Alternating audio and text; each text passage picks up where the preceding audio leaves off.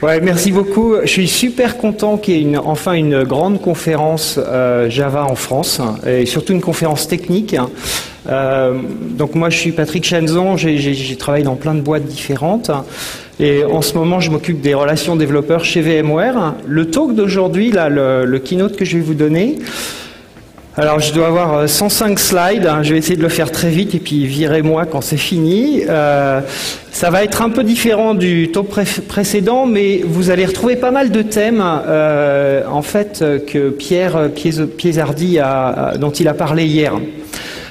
Donc je voulais faire ça un peu fun. Il y a un film que j'ai beaucoup aimé là récemment qui s'appelle The Artist. Je sais pas, qui l'a vu ici, The Artist? Ouais, c'est ça. Alors c'était vraiment un super film. C'est un film français qui a eu beaucoup de succès aux États-Unis. Donc moi, ça m'a pas mal touché. C'est des Français qui réussissent aux États-Unis. Donc Portrait du développeur en The Artist. Donc c'est un film un peu modifié. Alors c'est un film muet, mais je vais la faire en parlant quand même. C'est très librement inspiré du film de Michel Hazanavicius et surtout de quelques années de consulting en France avant que je parte en Californie. Donc j'étais chez Accenture, j'étais au consulting chez Netscape en France. Donc je sens votre douleur. On va en parler. Donc ce que j'ai fait, donc j'ai passé quelques années chez Accenture au début de ma carrière. Ensuite j'ai bougé chez Netscape. Et chez Accenture, en gros, ils m'ont mis sur des projets genre la facturation France Télécom en COBOL. Donc aujourd'hui, quand vous regardez votre facture, il y a sans doute mon code qui a créé ça. Vous pouvez me remercier pour ça. Mais au bout de 2 ans passés là-bas, je me suis dit non, c'est pas possible. Il y a le web qui est en train de décoller. Donc je suis parti chez Netscape en France. Et après 2 ans là-bas, en fait, avec ma femme, on a bougé en Californie. Et puis après, je suis allé chez Sun, puis quelques années chez Google pour créer les relations développeurs. Où là, je me suis occupé de plein d'API et de plateformes différentes. Donc Google, c'est une compagnie vraiment fascinante qui a révolutionné plein de choses les dernières années. On va en parler dans le domaine à la fois du mobile, HTML5 et puis du cloud. Et les 2 dernières années, je m'occupais du cloud chez eux, donc de Google App Engine. Et l'an dernier, il y a 1 an, VMware a sorti une plateforme as a service, open source, qui s'appelait Cloud Foundry. Et quand j'ai vu ça, c'était des anciens de Google qui avaient fait ça chez VMware. Je les ai appelés, je leur ai dit, les gars, vous avez besoin de relations développeurs, c'est moi. Donc j'ai bougé chez VMware en septembre dernier là. Et c'est vraiment, on l'éclate. Un truc que je voulais mentionner aussi, entre 2001 et 2005, avec ma femme, on est rentré en France. On a eu beaucoup de mal à se réadapter. Moi, je travaillais à distance, j'étais chez Sun et tous mes collègues étaient à Bangalore et en Californie. Et à cette époque-là, je m'ennuyais vraiment, j'avais personne avec qui parler code. Donc je passais ma vie à coder dans mon appart. Et j'avais vraiment personne avec qui discuter. Et puis j'ai rencontré cette bande de gars qui faisaient de l'open source Java à Paris, comme moi. Et donc on se réunissait régulièrement. Ça s'appelait l'OSS GTP. Et en fait, depuis, il y a eu l'OSS GTP, le Paris Jug. Et ce que je considère, en fait, c'est une des raisons pour lesquelles je suis vraiment super content d'être ici aujourd'hui. C'est que pour moi, le fait d'avoir Devoxx en France, c'est vraiment en fait la fin de cette histoire, quoi, ou le début d'une nouvelle histoire, le fait que quand on est développeur, c'est un métier relativement solitaire, et un des aspects que je trouve le plus intéressant, en fait, c'est de se retrouver ensemble, de discuter autour d'une bonne bière et de partager, en fait, des aspects techniques. Moi, c'est comme ça que j'ai appris énormément dans mon job. Et merci Guillaume pour les photos. Alors, l'histoire que je vais vous raconter aujourd'hui, donc alors dans le film, ça commence à Hollywood en 1927. Pour ceux qui n'ont pas vu le film, en gros, ce que raconte The Artist, c'est la transition du cinéma muet au cinéma parlant, et on voit l'histoire d'un acteur, en fait, qui est une star du muet. Et quand le cinéma parlant, qui est une grosse révolution, va arriver, en fait, on va voir son déclin. Et donc, je pense que vous voyez un peu où je veux en venir au niveau du parallèle par rapport à nos métiers. Donc voilà, c'est Paris en 2002, on va parler de Georges. Donc Georges, il bosse dans une SS2I, il code des applications Java dans des grands comptes. Je pense que vous connaissez tous Georges, d'ailleurs sans doute pas mal d'entre vous sont Georges, ou ont été Georges, ou peut-être le seront un jour.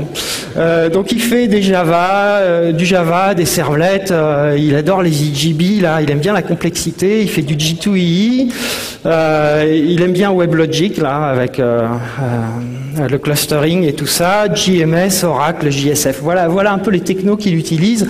Il a passé vachement de temps à en prendre tout ça, et puis il va construire des applis pour ça. Donc, après 3 ans de développement, son gros projet, là, le projet Azerty, on ne sait pas trop ce que c'est. D'ailleurs, lui-même, il ne sait pas trop à quoi les utilisateurs l'utilisent. Mais il est enfin mis en déploiement. Alors là, l'interface est pourrie, le workflow est horrible, le code est super complexe. Le directeur informatique est vachement heureux qu'enfin on le mette en déploiement, mais les utilisateurs détestent l'application. Voilà. Je suis sûr que vous avez été sur des projets comme ça. Mais Georges, il est super content, c'est le roi du monde. Les recruteurs se l'arrachent, son manager lui dit qu'il est temps de passer chef de projet. Et en fait, il se vautre dans la complexité. Je pensais bien que ça appellerait pas mal de sensibilité, en fait, cette image. Se vautrer dans la complexité. Et Pierre en a parlé hier, et effectivement, c'est un défaut qu'on a en tant qu'informaticien. On a tendance à se vautrer dans le code, la complexité, on oublie complètement l'utilisateur. Donc personne ne comprend comment le système fonctionne à part lui. Et donc il est promu chef de projet. Voilà, en France, en fait, au bout de quelques années, on vous dit, les gars, faut devenir chef de projet. Donc moi, après 2 ans chez Accenture, ils m'ont dit, voilà, t'es senior consultant, maintenant tu vas devenir chef de projet, manager. J'ai dit bye bye, Netscape. Donc il est promu chef de projet, Azerty 2.0, c'est encore un gros plan à 5 ans. Il a un bureau avec fenêtre, il passe sa vie à écrire des specs, il est dans son bureau, il parle jamais aux utilisateurs. De toute façon, ils sont jamais contents. Alors, il est vachement fier de lui, tu vois. Alors finalement, le directeur informatique finit par le débaucher de sa SS2I et il devient directeur de projet dans ce grand compte. Puis un jour, en 2004, là, il va à un de ces meetings de l'OSS-GTP, là, et alors là, il entend parler des méthodologies agiles, des gens qui font de l'open source, alors il y a des gens qui font du Groovy, de REST, AspectJ, Hibernate, Spring, il entend parler de plein de nouvelles technologies. Alors, c'est quoi tous ces trucs-là, moi j'y comprends rien à tout ça. Est-ce que ça va vraiment m'aider à migrer mes applis COBOL sur WebLogic? Parce que finalement, les questions que Georges se pose, c'est ça, quoi. Et je suis sûr que vous êtes pas mal à vous être posé ce genre de questions à l'époque, quand vous avez entendu parler de tout ça. Oh, c'est vraiment cool tout ça, mais comment je vais utiliser ça dans mon job, en fait? Alors Georges est quand même séduit, hein. C'est vraiment sympa, j'aimerais bien faire ça le week-end peut-être. Et il est surpris, quoi. Ça fait longtemps qu'il n'a pas appris des nouveaux trucs comme ça. Et alors, il y a plein de coachs agiles qui viennent voir Georges et qui lui disent « Ouais, il faut absolument que tu fasses un plan agile chez toi, etc. » Ils aimeraient bien l'avoir comme client parce qu'il a du budget maintenant qu'il est directeur de projet. Bon, mais alors le problème de Georges, c'est que, en fait, pendant ce temps-là, au lieu de passer ses week-ends à apprendre toutes ces nouvelles technologies, il apprend à jouer au golf. Il passe plein de temps avec les directeurs de sa boîte, il passe plus de temps avec eux qu'avec les utilisateurs, et finalement, très vite, au bout de 2 ans, il n'a plus touché une ligne de code. Alors il finit par s'ennuyer au travail, il a une équipe de 30 développeurs, alors il finit par prendre un coach agile, et puis alors il lance un plan agile à 3 ans, tu vois. Il a pas très bien compris comment ça marche. Donc il écrit un gros document, il dit on va tous devenir super agiles, il faut suivre le plan à 3 ans. Bon, vous avez sûrement dû voir des choses comme ça, dans certaines entreprises, ça marche pas comme ça, mais pendant ce temps-là, il améliore son golf, hein. Il devient vraiment de mieux en mieux. Bon, et bien sûr, ce qui arrive, c'est, comme dans le film, en fait, ça se passe pas très bien pour lui, c'est-à-dire, il finit par devenir directeur informatique. Si tu vois, le gars lui laisse sa place, il va devenir coach de golf à la place. Son projet Azerty 3.0, là, finalement, c'est un désastre, c'est en retard de 2 ans, personne n'a envie de travailler dessus. Lui, il dort plus la nuit, il se sent complètement incompétent. Son PDG finit par l'engueuler, tout le monde déteste l'application, les meilleurs de son équipe partent, il est vraiment déprimé, et ses amis ne le reconnaissent plus. Donc les utilisateurs commencent à migrer en douce vers Google Apps et Salesforce, ils utilisent leur carte de crédit, ils ne parlent pas à l'IT du tout, et ils évitent d'utiliser l'application. Bon, ce qui se passe, c'est que c'est le bordel. En fait, Georges, il maîtrise plus rien. Il fait pas son job de directeur informatique. Il modernise pas l'infrastructure.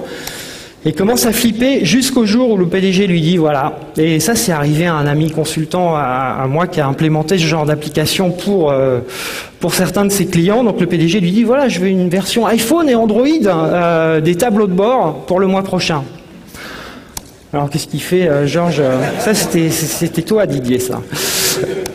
Donc Georges, qu'est-ce qu'il fait? Il dit comment je fais ça avec IGB, JSF? Putain, je sais pas faire ces trucs-là, moi. Donc il appelle des consultants, hein, il appelle Sphere par exemple, et les consultants, le premier truc qu'ils demandent, c'est les API REST là pour l'application mobile, et elles sont où? Et puis alors quand ils leur montrent l'architecture, les mecs disent oh là, ça va être super cher et puis ça va prendre vachement de temps. Donc Georges est dans la merde, en gros. Et alors, il commence à réfléchir, et puis il réfléchit à l'époque où il aurait pu coder ça lui-même en une nuit, en fait. Il était bon à l'époque. Alors, il essaye de s'y remettre, il prend un IDE, il essaye, mais alors, il doit apprendre du cloud, les REST APIs, Ruby, Node, PhoneGap, HTML5, iOS, Android, etc. Il y a plein de trucs à apprendre, il n'arrive pas à suivre. Puis à la fin, Georges se fait virer, quoi. C'est vraiment le fond du tunnel pour lui. Donc ça, c'était la partie un peu rigolote. Qu'est-ce qui arrive, en fait, quand vous n'êtes pas fier d'être un développeur et que vous arrêtez de coder, quoi. Maintenant, je vais vous parler un petit peu de ce qui s'est passé pendant les quelques années où Georges a appris à jouer au golf. Donc ça, c'est la partie un peu plus technique du talk. Je vais peut-être aller assez vite sur celle-là, mais vous pourrez retrouver en fait un talk beaucoup plus détaillé selon ces lignes-là sur le site du Paris Jug. C'est un talk que j'avais donné en juin dernier et il a été filmé. Donc il y a plein. Je crois que j'avais blablaté pendant 1h30. Là, je vous fais la version courte. Un des trucs que j'ai trouvé passionnant les dernières années, en fait, c'est que en ce moment, là, vraiment, les 2 dernières années, on est dans une transition d'architecture, comme on en voit dans notre industrie à peu près tous les 15 ans. Et alors un truc que je trouve assez rigolo, c'est que tous les 15 ans, on a cette transition d'architecture, ça ouvre plein d'opportunités. Et en même temps, quand vous avez commencé à faire le cycle plusieurs fois, vous avez vraiment l'impression d'être un lapin dans une roue. Là. Tu vois, ça tourne, et puis au bout de 2 cycles, en fait, on revient au départ. Donc dans les années 60, sur Mainframe, on mettait tout côté serveur, et puis le client, c'était un VT100, là, aucune intelligence, et tout le code était centralisé côté serveur. D'ailleurs, à l'époque, il y avait déjà de la virtualisation dans les serveurs, sur les mainframes. Dans les années 80, les machines desktop sont devenues assez puissantes et donc on avait des operating systems, enfin des systèmes d'exploitation qui nous donnaient des threads, des process multiples, du stockage local. Donc on pouvait faire ce qu'on appelait le client-serveur. On partitionnait l'application en 2, une partie client qui fait la partie interface utilisateur, un stockage local des données, et puis le reste sur le serveur. Et souvent à l'époque, le serveur c'était un serveur Unix avec une base de données relationnelle. Dans les années 90, moi j'étais chez Netscape à l'époque, et je me souviens de rigoler avec mes collègues en disant en fait on est en train de revenir au mainframe. Si vous réfléchissez aux premières applications web, effectivement le browser du début des années 90, c'était un peu comme un VT100 avec des super polices de caractères et des images, mais on pouvait rien faire côté client. Donc la plupart du processing se passe server-side, et donc alors les langages ont changé, etc. Le modèle de scalabilité, là, c'est de la scalabilité verticale, donc c'est là où Sun a marché super bien avec des grosses boîtes Sun, puis on mettait du Oracle dessus, une base de données relationnelle. Ça, c'était l'architecture de l'époque. Et en fait, ce qui est en train d'arriver, alors ça a commencé un petit peu avec Ajax dans les années 2004-2005, là, quand Google a fait Google Maps. Gmail a montré un peu qu'on pouvait faire avec JavaScript, qui avait fait des progrès, des applications aussi bien que desktop. Et puis ce qui s'est passé en fait dans les 2 dernières années, pour moi il y a 3 révolutions qui sont en train de tout changer et qui font qu'on est à nouveau dans ce changement d'architecture qui ouvre plein de possibilités pour créer des applis de manière différente. Donc pour moi les 3 tendances importantes. La première, c'est le mobile. Donc on a les terminaux mobiles, que ce soit iOS ou Android. Si vous regardez ce qu'on peut faire avec, c'est le même genre d'appli qu'on pouvait faire sur le desktop il y a 20 ans.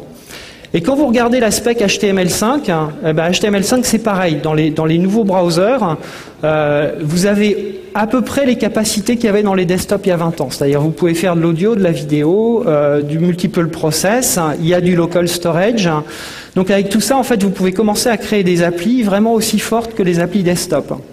Donc on a un client assez fort, en fait, que ce soit HTML5 ou mobile. D'ailleurs, HTML5 et mobile, c'est une super combinaison, comme le speaker précédent en a parlé. Et puis de l'autre côté, il y a les infrastructures cloud, en fait, qui permettent de faire des applications qui scalent à des millions d'utilisateurs et des volumes de données qui étaient difficilement tractables avant. Donc moi, ma conclusion de ça, en fait, c'est qu'on est en train de revenir au client-serveur. Et alors pour les développeurs, pour ceux d'entre vous qui aiment bien développer des frameworks, à mon avis, il y a une opportunité aujourd'hui qui s'ouvre, où il y a tout un tas de frameworks basés sur de la réplication de données pour créer des applications client-serveur à la Lotus Notes par exemple, qui n'ont pas encore été créées. Donc à mon avis, il y a plein de choses à créer, notamment en open source dans ce domaine-là. Et je commence à voir apparaître des trucs. Là, la semaine dernière, j'ai joué avec deux frameworks comme ça. Il y en a un qui s'appelle Meteor.js et l'autre, j'ai déjà oublié le nom. Mais en gros, il y a des trucs à créer aujourd'hui là-dedans. Firebase, ça s'appelle. Alors, dans ce talk, je vais plutôt vous parler de la partie cloud. Donc, qu'est-ce que le cloud computing? Ça, c'est ma fille, quand elle avait 10 ans, comment elle voyait le cloud computing. Donc, en gros, il y a plein de calculs compliqués qui arrivent quelque part dans le cloud, et elle utilise Firefox pour accéder à tout, quoi. Ouais, parce qu'on est très Firefox dans ma famille, c'est l'héritage Netscape. Ça, c'est la manière dont les analystes vont vous présenter le cloud. Donc, vous avez tous vu ce triangle. Il y a l'infrastructure as a service en dessous. Là, c'est un peu l'équivalent de la couche hardware dans le vieux modèle. Platform as a service, c'est vraiment l'operating system. Et puis au-dessus, il y a software as a service, et ça va y en avoir des milliers. Moi, je trouve cette pyramide, en fait, cette pyramide m'intéresse pas trop. J'aime pas la voir comme ça. Je préfère voir ça comme ça. C'est-à-dire ça, c'est une vision centrée sur le développeur. Pour les développeurs, la partie où vous allez passer le plus de temps, c'est au niveau de les plateformes as a service, parce que c'est l'équivalent de l'operating system. C'est là où sont définies toutes les API et tous les services que vous allez utiliser pour créer des applications. Alors, quand on parle de l'histoire de la stack du cloud là, qu'on vient de voir, ce que je trouve intéressant, c'est que quand on regarde l'histoire, en fait, elle s'est développée à des rythmes différents. Ça s'est pas fait dans l'ordre. Donc, ça a commencé avec le software as a service, hein, et ça, c'était quand il y a eu le navigateur Netscape. Les gens ont commencé à bouger toutes leurs applis vers des applis web. Ensuite, alors j'ai mis 2002, mais en fait je crois que c'est plutôt 2006, Amazon est sorti avec EC2, et ils ont inventé la catégorie Infrastructure as a Service.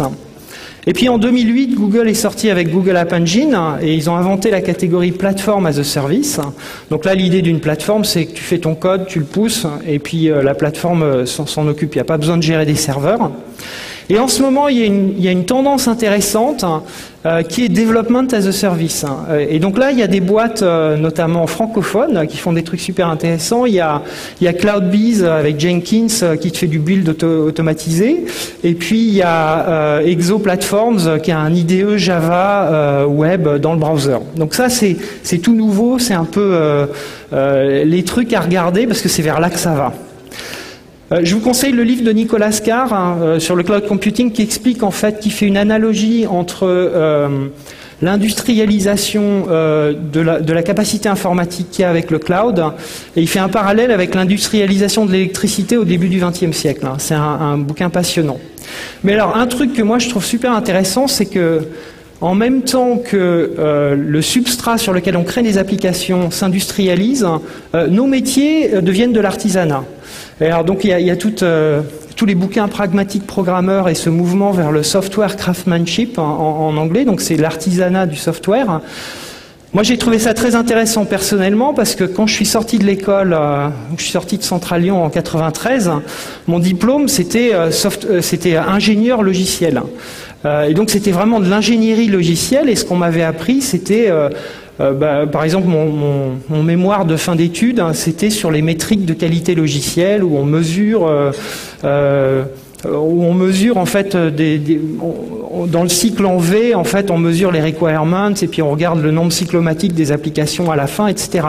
Tous ces trucs-là, en fait, j'ai jamais utilisé dans ma vie professionnelle parce que le cycle de la technologie s'est accéléré et en fait on a de plus en plus de trucs à apprendre tout le temps et on est dans un mode où en fait l'apprentissage se passe énormément de manière orale, hein, à des conférences comme ça ou dans des bouquins, et on est dans un mode où il faut être en constant apprentissage. Bon, je vais aller un peu plus vite parce que là je commence à... Donc l'histoire du cloud en gros c'est les grosses boîtes les gros websites comme Google, Amazon, etc., qui avaient beaucoup de données à gérer, ils ont créé tout un tas d'infrastructures distribuées. Ça s'est passé en même temps qu'il y avait un changement de modèle de la scalabilité verticale vers horizontale, et donc ils ont créé toutes ces infrastructures distribuées. Alors soit ils les ont open sourcées, soit ils ont créé des papiers qui ont été ensuite implémentés en open source, comme Hadoop par exemple. Mais en gros, aujourd'hui, il y a plein de logiciels open source pour créer votre cloud. Alors la partie infrastructure, c'est la partie la plus mûre, donc il y a plein de fournisseurs en infrastructure as a service comme Amazon et compagnie. Dans le domaine, à l'intérieur du firewall, dans les entreprises, VMware est très bien positionné là-dessus. Mais quand vous utilisez de l'infrastructure virtualisée ou as a service, il faut quand même que vous gériez en fait les backups, l'update des softwares et que vous créez votre propre stack au-dessus de ça. Il y a un an, Amazon était tombé, il y a tout un tas de websites qui sont tombés en rade. Ce que je trouvais très intéressant dans cette histoire, c'est pas tellement le fait qu'il y ait des problèmes dans le cloud, ça on sait tous que ça peut arriver. Ce qui était vraiment intéressant, c'est les blog posts de 3 startups qui ont survécu à ce problème.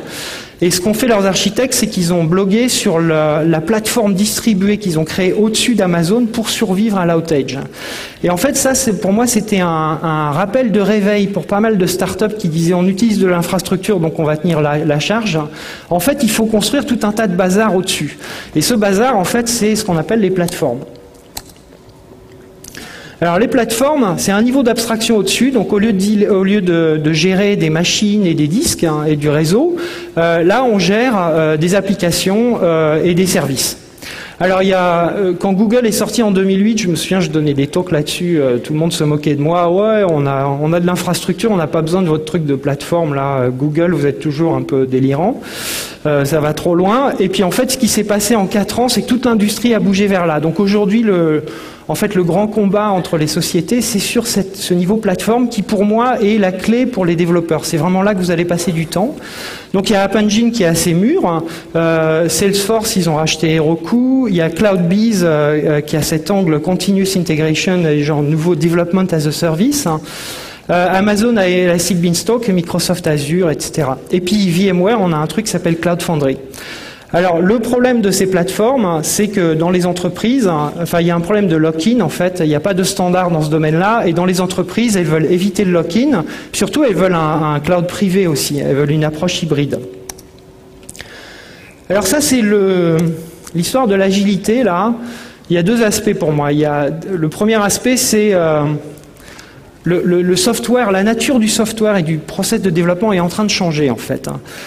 Donc, si vous développez du software pour le grand public, les applis, en fait, l'industrie du software pour le grand public est en train de devenir comme la mode. Les applications iPhone font des saisons maintenant. Donc, ils sortent Angry Bird Season, Angry Bird Space, etc. Quand vous mettez une appli sur l'App Store, vous avez un temps de plus en plus réduit, en fait, pour la monétiser. Et ensuite, il faut constamment se renouveler. Les gens font beaucoup de ce qu'on appelle le A/B testing, hein, c'est vraiment un truc à apprendre. Donc ça, c'est dans le grand public. Si jamais vous faites du software d'entreprise, en entreprise, il y a de plus en plus de ce qu'on appelle ce que Clay Shirky appelle les situational apps. Ça, c'est des applis en fait jetables. Vous allez créer une appli comme le site de Devox par exemple, ou bien nous on fait un tour Cloud Foundry, on avait un site à développer en 2 semaines qu'on va utiliser pendant 2 mois. Et dans les entreprises, il y a de plus en plus de ces applications où on ne va pas les exploiter pendant 10 ans. Et donc, pour développer ces applications, il faut changer le process de développement.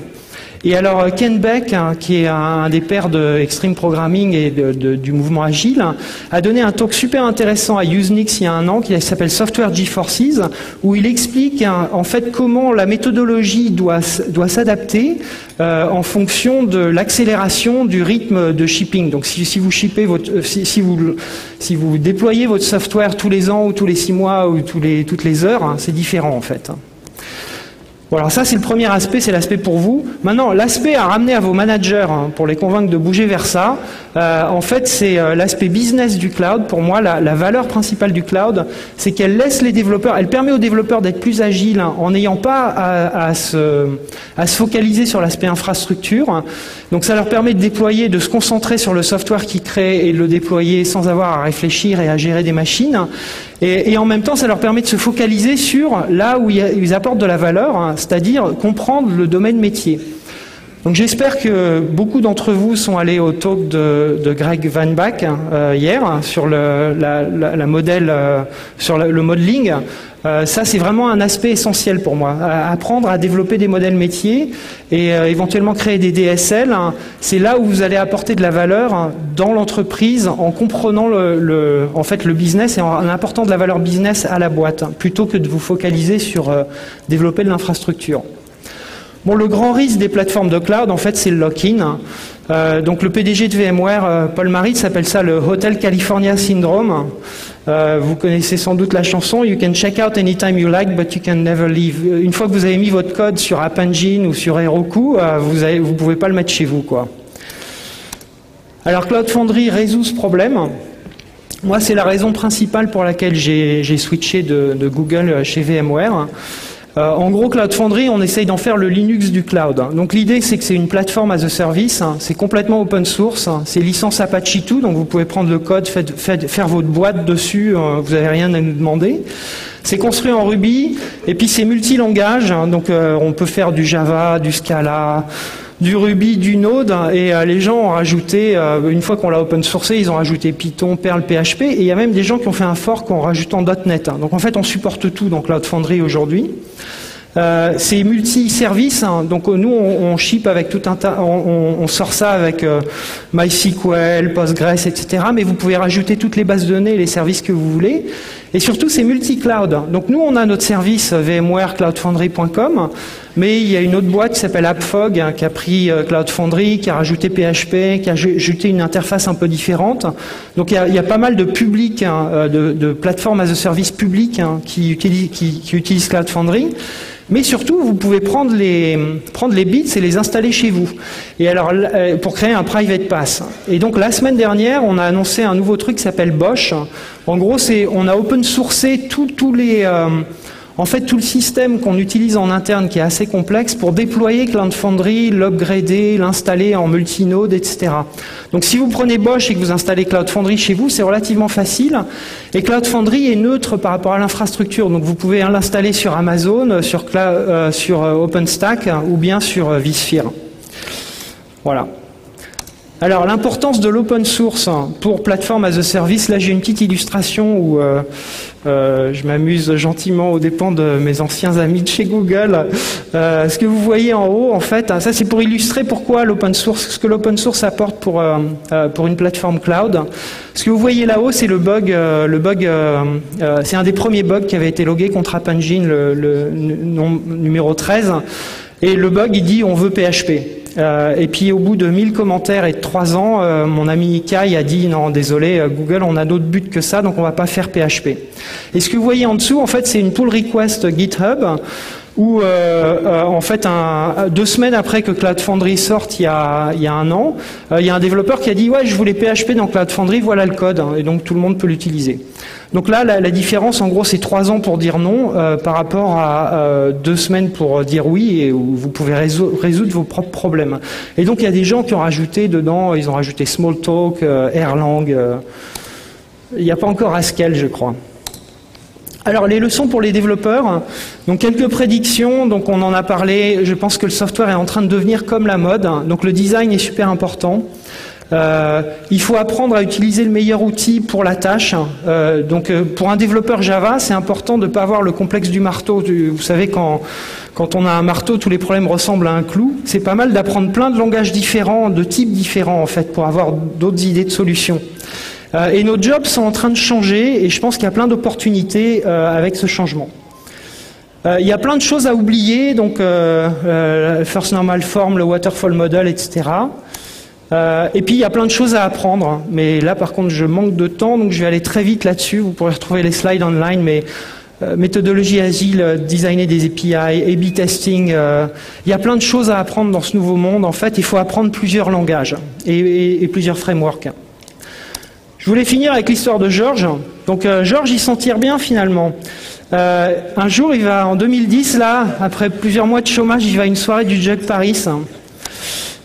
Tous ses anciens potes, ils font du Scala, du Node, du HTML5, du mobile, ils font de l'agile depuis 3 ans.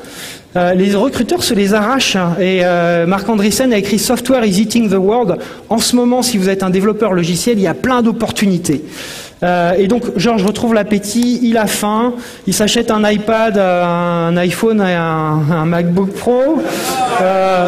Ouais, je suis désolé, je fais de la pub pour Apple. Il rejoint ses copains à la cantine, c'est un coworking space à Paris. Il fait un peu de code chaque jour, toujours avec des tests unitaires. Il lit plein de bouquins. Je vous conseille le bouquin de Reid Hoffman, là, The Startup of You. Et puis la littérature de programming, Psychology of Computer Programming, c'est aussi un super bouquin. Donc il décide de considérer sa carrière comme une start-up et il retrouve le groove, il fait des projets open source, tout ça, tous les jours, git pull, git push, Jenkins, VMC update.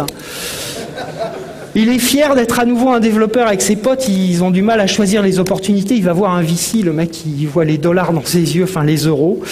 Et donc il fait sa start-up et voilà, avec ses 3 potes, ils font du A/B testing, ils poussent du code tous les jours, leur appli mobile a vite 10 millions d'utilisateurs, ils sont pas rachetés par Facebook parce que c'est quand même en France et tout ça, mais peut-être par Viadeo.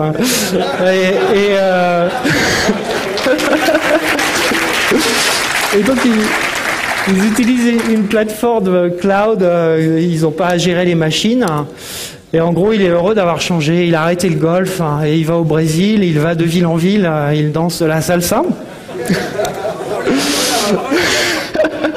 Elle venait de loin, celle-là.